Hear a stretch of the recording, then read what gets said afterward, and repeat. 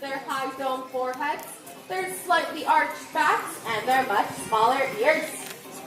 To greet everyone here today, our elephant and handler would like to give you a safari salute.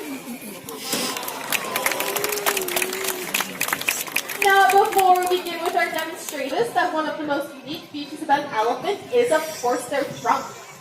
An elephant's trunk contains over 150,000 muscles and ligaments. That's more than we have in our entire body. All right? Can you put both hands over the railing like this? Hold them nice and steady. And Jenny is going to return your loan, as she always pays off her debts. Oh, back up a bit. Just to your left. You have her money.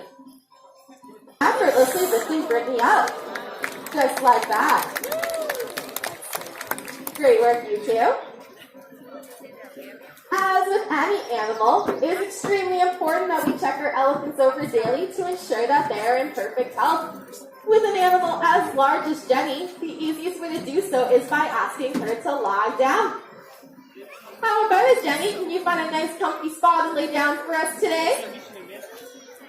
Can you lay down? No? Uh-oh. We forgot something. Oh, we forgot to get Jenny a pillow. I suppose she can borrow George's for today. There we go. That'll be a little bit more comfortable. All right, now that Jenny has a pillow, she'll begin looking for that perfect spot to lie down. It looks like she's found it over there. And of course, a nice soft landing at Jenny. Now that she is lying down, this gives her handler an excellent opportunity to check over feet, which consists of a 1-inch thick house pad. Make sure there are no stones or thorns embedded into them. We'll also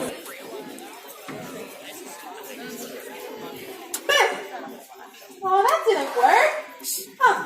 I guess elephants aren't afraid of mice after all. That's only a myth. But I know who is. Come on, get him, get him, get him, get him.